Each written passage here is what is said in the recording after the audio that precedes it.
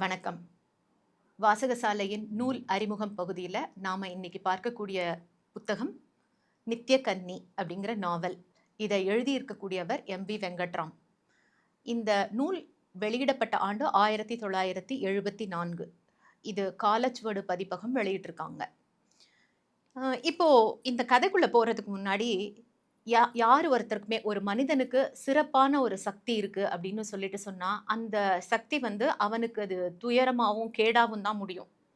நம்ம உத்தம வில்லன் படம் பார்த்திருப்போம். அதுல ஒரு பாட்டு வரும். "சாகாவரம் போல் சோகம் உண்டோ கேளாய் மன்னா" அப்படின்னு சொல்லிட்டு வரும். அப்போ சாகாவரம் சாகாம இருக்கிறது தான் ரொம்ப அ இனிமையான ஒரு விஷயம் அப்படின்னு நினைச்சோம்னா, கண்டிப்பா கிடையாது. இன்னொரு படத்துல கூட ரஜினிகாந்த் சொல்லியிருப்பாரு. சாகுற நாள் தெரிஞ்சுட்டா வாழற நாள் நிம்மதியா இருக்காது அப்படின்னு. அப்படி கிடையாது.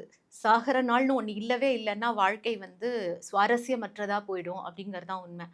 அப்போ வாழ்க்கைக்கு இப்படி இருக்கு அப்படின்னா, பெண்ணுக்கு ஒரு சக்தி, ஒரு ஸ்பெஷல் சக்தி ஏதாவது ஒண்ணு இருந்ததுன்னா, அது அவளுக்கான வரமா, சாபமா அப்படின்னு பார்த்தா, நம்ம இந்த கதையில பார்க்கலாம். சாதாரணமாவே பெண்கள போகப் பொருளா பார்க்கறதும், உடைமையா பார்க்கறதும் தான் காலாகாலங்களாக, அநாதி காலங்களாக பார்க்கப்படுற ஒரு விஷயம். அதுல இந்த கதை விதிவிலக்கு இல்ல. இப்ப நம்ம கதைக்குள்ள வருவோம். யயாதி அப்படிங்கிற ஒரு மன்னன், அவனுக்கு மாதவி அப்படிங்கிற ஒரு மகள். ரொம்ப அருமையா வளர்த்திருப்பாரு பொண்ண. அவளுக்கு ஒரு ஸ்பெஷல் பவர் வரமா கிடைச்சிருக்கும். என்ன அப்படின்னா, அவள் திருமணம் செய்து கொண்டு ஒரு குழந்தைய பெத்ததுக்கு அப்புறமா, குழந்தை பெற்ற உடனேயே அவளுக்கான கன்னிமை தன்மை திருப்பி வந்துரும் அப்படிங்கிறது அவளுக்கு கிடைத்த வரம். இப்போ விஸ்வாமித்திரர் கிட்ட அ சிஷ்யனா இருக்கக்கூடிய காலவன் அப்படிங்கிறவன். அவன் தன்னுடைய குரு கிட்டேருந்து கலைகளெல்லாம் கற்று வெளியில வரம்போது, நான் குரு தட்சிணையா ஏதாவது குடுக்கணும்னு கேட்பான். குரு எனக்கு அதெல்லாம் ஒண்ணும் வேண்டாம் அப்படின்னு விஸ்வாமித்திரர் சொல்லுவாரு. இல்ல, இல்ல கண்டிப்பா நான் குடுத்தே ஆகணும் அப்படிங்கும்போது, விஸ்வாமித்திரர் நமக்கு ஒரு கொஞ்சம் கோவக்கார ஒரு முனிவர் தான். அவர் சொல்லுவாரு, "ஓகே எனக்கு 800 குதிரைகள், உடலெல்லாம் வெள்ளையா இருக்கணும், காது மட்டும் கருப்பா இருக்க மாதிரியான 800 குதிரைகள நீ எனக்கு குடுக்கணும்" அப்படின்னு சொல்லிர்றாரு. இந்த ஏழை பையனுக்கு எப்படி கொண்டு 800 குதிரைகள குடுக்க முடியும்? அவனுக்கு என்ன பண்றதுன்னு தெரியல. யயாதி ரொம்ப தான தர்மங்கள் பண்ணக்கூடிய, நீதிமானா இருக்கக்கூடிய ஒரு மன்னன் அப்படிங்கிறதுனால, அவர பார்க்கறதுக்கு வராரு. அவர்கிட்ட அவ்ளோ குதிரைகள் இல்ல. அவர் இருந்திருந்தா அவரே குடுத்திருப்பாரு. அவர்கிட்ட இல்ல. இல்ல அப்படின்னு சொல்றதுக்கு மனசு வராம என்ன பண்ணுவாருன்னா, அதற்கு பதிலா நான் என்னுடைய மகள உனக்கு குடுக்குறேன். அந்த மகளைக் கொண்டு நீ அந்த 800 குதிரைகள சம்பாதிச்சுக்கலாம் அப்படின்னு சொல்றாரு. அது எப்படி அப்படிங்கும்போது, அவளுக்கு இருக்கக்கூடிய இந்த வரத்த பத்தி சொல்றாரு.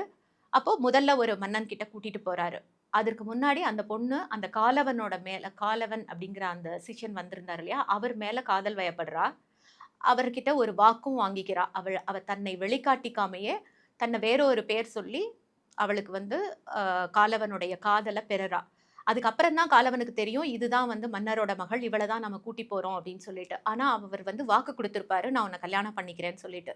முதல்ல ஒரு மன்னன் கிட்ட கூட்டிட்டு போவாரு. அயோத்தி மன்னன் ஹரியசுவன். அவனுக்கு போகம் அப்டின்னா, அந்த பெண்கள் எல்லாமே அவனோட அரண்மனையில அவ்ளோ பெண்கள் இருப்பாங்க. இவளும் அதுல ஒண்ணா இருக்க வேண்டியதாகும். அவன் வெறும் அந்த போக பொருளா மட்டுமே பார்க்கக்கூடியவன். அவனுக்கு ஒரு குழந்தைய பெத்து குடுத்ததுக்கு அப்புறமா அங்கேருந்து கிளம்பிர்றா. அடுத்தது காசி மன்னன் கிட்ட கூட்டிட்டு போறாரு.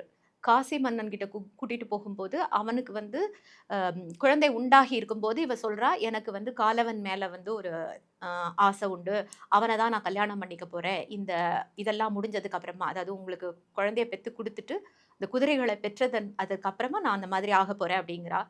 அவன் "ஐயோ! இப்படி ஒரு களங்கப்பட்டவளா? நீ இன்னொருத்தனோட காதலியா?" அப்படின்னு சொல்லும்போது, "முன்னாடி ஒருத்தர கல்யாணம் பண்ணி வந்திருக்கேன். அது தப்பா தெரியலையா?" அப்படிங்கும்போது, "அது கல்யாணம் பண்ணி அதோட முடிஞ்சு போச்சு. இப்ப மனசுல உனக்கு இவன் இருக்கான் இல்லையா?" அப்படின்னு சொல்லிட்டு, இவன் துவேஷிக்கிறான். ஆனா, அவனுடைய குழந்தை அவளோட கருவுல வளர்ந்துட்டுருக்கும். குழந்தை பெத்து குடுக்குற வரைக்கும் அவன் அவள உதாசீனப்படுத்துவான். குழந்தைய பெத்து குடுத்துட்டு அங்கேருந்து கிளம்பி அடுத்த ராஜா கிட்ட வருவா. அந்த ராஜா எழில் பித்தன். அவன் பூஜை ஆராதிக்கக்கூடியவன். அழக ஆராதிக்கக்கூடிய ஒரு மன்னன். அவன் இவள கல்யாணம் பண்ணிப்பான். கல்யாணம் பண்ணிக்கும்போது அவன்கிட்டயும் இவ தன்னுடைய நிலைய சொல்லுவா. தான் காலவன விரும்புற விஷயத்த. "ஐயோ! இது முன்னாடியே சொல்லியிருந்தேன்னா, நானே உனக்கு கல்யாணம் பண்ணி வச்சிருப்பேனே! இது பண்ணினதெல்லாம் தப்பு" அப்டின்னுட்டு. இதுவரைக்கும் கதையில ஆசிரியர் வந்து தன்னுடைய அந்த கதை நாயகியையும் அவ படுற கஷ்டங்களையும் சொல்லிட்டே வந்திருப்பாரு. ஆனா அந்த 3வது அரசன் கிட்ட வரபோது தான் அவருக்குள்ள இருந்த அந்த ஒரு மனிதத்தன்மை அல்லது அவருக்குள்ள இருந்த ஒரு பச்சாதாபம் அப்படிங்கிறது வந்து அந்த உசீனரன் அப்படிங்கிற போஜராஜா, அதாவது 3வது கணவனா அவள அடைந்த அந்த ராஜாவின் மூலமா நிறைய விஷயங்கள நமக்கு கடத்துறாரு. அவர் கடத்தக்கூடிய விஷயங்கள் வந்து இந்த இடத்துல ரொம்ப முக்கியமான விஷயங்களா நான் பார்க்குறேன். அத வந்து கண்டிப்பா உங்களோட பகிர்ந்துக்கணும் அப்படின்னு நினைக்கிறேன். அது அவருடைய வரிகள்ல பார்த்தோம்னா, "பெண்ணை அபலையாக்கினார்கள். அவளை ஆடவனே ரட்சிக்க வேண்டும் என்னும் விதியையும் ஏற்படுத்தினார்கள். ஆனால் அவள் அபலை என்கிற அதே காரணத்தினால் புருஷன் அவளுக்கு எவ்வளவு அக்கிரமங்களை செய்யத் துணிகிறான்.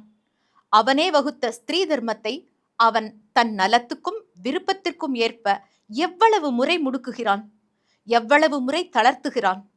தர்ம ஸ்தம்பங்கள் என்று கருதப்பெறும் முனிவர் பெருமான்களும் கூட இத்தகைய அநியாயங்களுக்கு பங்காளிகள் என்றால் அவர்களை மறுத்து யாரால் பேச முடியும்? மறுத்து வாய் திறப்பதே அதர்மமாகி விடுமோ அப்படின்னு சொல்லிட்டு. அப்போ முனிவரே இருந்தாலும் இதை செய்யறது தப்பு அப்படிங்கிற அந்த நிலைப்பாட்டை சொல்றாரு. இந்த 3வது அரசனை முடித்ததுக்கு அப்புறமா 600 குதிரைகள் தான் கிடைக்கும். ஒரு மன்னர்ட்டேந்து 200 குதிரைகள். மிச்சம் 200 குதிரைகள் அவன் கொடுக்க வேண்டியது இருக்கும். இவங்க 2 பேரும், அதாவது காலவனும் மாதவியும், இதுக்கு மேல நம்மளால என்ன பண்ண முடியும்? அதனால எங்கேயுமே இல்ல. இந்த 200 குதிரை நமக்கு கிடைக்காது அப்படிங்கும்போது என்ன பண்றது? அப்படின்னா, அவர்கிட்டயே போய் நம்ம கேட்டு பார்க்கலாம் அப்படின்னு போறாங்க. அங்க போனா அவர் வந்து அதுக்கு கருணை காட்டுற இடத்துல இல்ல. அதற்கு என்ன பண்றது அப்படின்னு சொல்லும்போது, அந்த 3 மன்னர்களுக்கு எப்படி 200 குதிரைகளுக்கு இவள ஒப்பு கொடுத்தியோ, அது மாதிரி எனக்கு குடு அப்படின்னு கேட்டுடுறாரு. அப்போ அந்த இடத்துல வந்து காலவனும் ரொம்ப திக்கு தெரியாம ஆயிடும் இல்லையா? அந்த மாதிரியான இடத்துக்கு போயிடுறாரு. ஏன்னா, குரு பத்னி அப்படிங்கிறவ வந்து அம்மாவுக்கு சமானமாயிடுவா. இது நாள் வரைக்கும் இருந்தது வேற. அம்மா ஸ்தானத்துல அவள வச்சு பார்த்துட்டு, நான் எப்படி வந்து கல்யாணம் பண்ணிக்க முடியும்? அதற்கப்புறமா அப்படின்னு சொல்லி அவனுக்கு ஒரு மன கஷ்டம் வருது. எவ்வளோ கெஞ்சினாலும் விஸ்வாமித்திரர் அதுக்கு ஒத்துக்கிறது இல்ல. ஸோ அவள வந்து வழி இல்லாம அங்க விட வேண்டியதாயிடுது. அது முடிச்சுட்டு வரபோது உசீனரன் கிட்ட திருப்பி பேசுற காட்சிகள் வரும். உசீனரன் பேசுற வார்த்தைகள்: "உத்தமரே, உங்களை குறித்து அவ்வளவு தாழ்வாக நீங்கள் நினைத்து கொள்ள வேண்டியதில்லை. பிசகு மனித இயல்பு. ஒருவேளை பிசகுகளே மனிதனை நேர்பாதையில் திருப்பி விடுவதாக இருக்கலாம். இவ்விஷயத்தில் நீங்கள் மாத்திரம் தவறு செய்திருப்பதாக எண்ணிவிட வேண்டாம். தர்ம முரசு கொட்டும் யயாதி சக்கரவர்த்தியும் தபஸ்ரேஷ்டர் விஸ்வாமித்திரரும் கூடத்தான் தவறு செய்துள்ளார்கள். அந்தனரே, தபஸ்விகளையும் பிராமணர்களையும் நிந்திக்க நேர்ந்தது குறித்து வருந்துகிறேன். ஆனால் அவர்கள் தாம் நினைத்ததே சரி என்று காரியங்களை செய்யும்போது நாம் எப்படி மௌனமாக இருக்க முடியும்? ஹிருதயங்களுக்கும் உணர்ச்சிகளுக்கும் போதுமான அளவு கௌரவத்தை தர்மம் அளிக்க வேண்டும். ஆனால் யயாதியும் விஸ்வாமித்திரரும் அவ்வாறு செய்யவில்லை." குருநாதரை அவன் குற்றம் சாட்டுவதை கேட்ட காலவன் சற்று கலவரமடைந்தான். "உசீனரா, குருதேவர் தர்மம் தெரிந்தவர். இல்லை என்று நான் சொல்லவில்லை.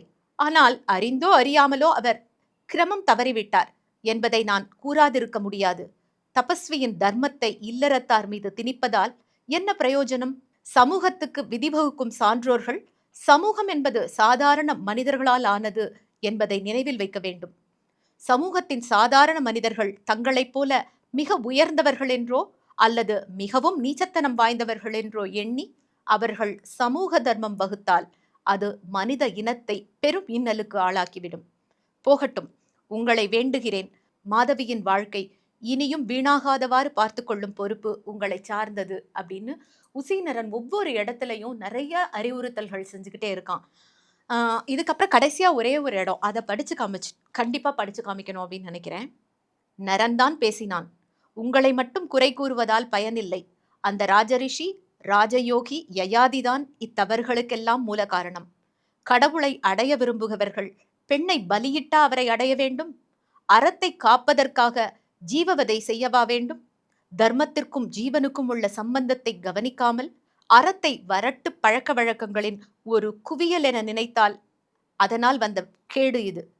ராஜரிஷி ராஜயோகி கானகம் சென்று கனிவகைகளை உண்டு மரநிழலில் ஆசிரமவாசம் செய்ய அவர் ஏன் போகக்கூடாது? குடும்பம் என்றால் வெறும் மரம். வேண்டாத கிளைகளை வெட்டி தள்ளுவதால் தீங்கு இல்லை என்று அவர் நினைத்தால் போலும் அப்படின்னு சொல்லி. ஆக இந்த கதை ஃபுல்லாவே அந்த உசீனரன் அப்படிங்கிற அந்த ஒரு கேரக்டர் மட்டும்தான் அந்த நீதியையும் அந்த தர்மத்தையும் அந்த காதலையும் போற்றி கொண்டு வந்துட்டே இருக்கான். கடைசியில யயாதி கிட்ட வந்து சேரறா.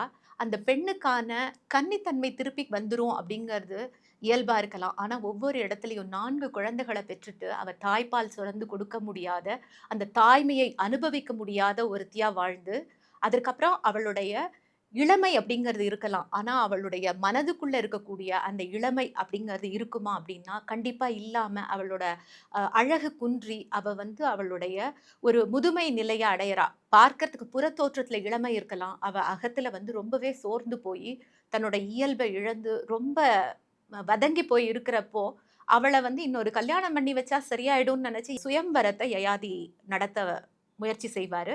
அந்த சுயம்வரம் நடந்ததா? அது எப்படியானதா இருந்தது? அப்படிங்கிறதெல்லாம் நம்ம கதையில படிச்சு தெரிஞ்சுக்கலாம். இந்த கதை கண்டிப்பா படிக்கும்போது 50 வருடங்களுக்கு முன்னாடி வெளிவந்த ஒரு கதையா இருந்தாலுமே, இன்றளவுக்கும் வந்து பெண்களின் நிலை என்னவா இருக்கு? அதற்காக பேசக்கூடிய மனிதர்கள் இருக்காங்களா? அப்படின்னா, எத்தன பேர் இருக்காங்க? கூட குடும்பத்தாரே வந்து பெண்கள எப்படியான வகையில பார்க்குறாங்க அப்படிங்கிறது. ஆக எந்த காலத்திலயுமே பெண்ணோட நிலைமை அப்படிங்கிறது மாறாத வகையிலேயே தொடர்ந்துட்டு தான் இருக்கு.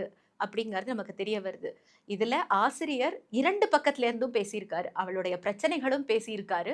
அவளுக்கு ஆதரவான குரலையும் அவரே எழுப்பியிருக்காரு அப்படிங்கிற வகையில, இது ஒரு முக்கியமான படைப்பா எனக்கு தோணுது. கண்டிப்பா இந்த புத்தகத்த நீங்க வாசிச்சு பார்க்கும்போது, நெறைய புராண விஷயங்களையும், நெறைய தகவல்களையும் தெரிஞ்சுக்க முடியுது. இந்த புத்தகத்த நான் உங்களுக்கு இன்றைக்கு அறிமுகப்படுத்தியிருக்கேன். வாசிச்சு பாருங்க.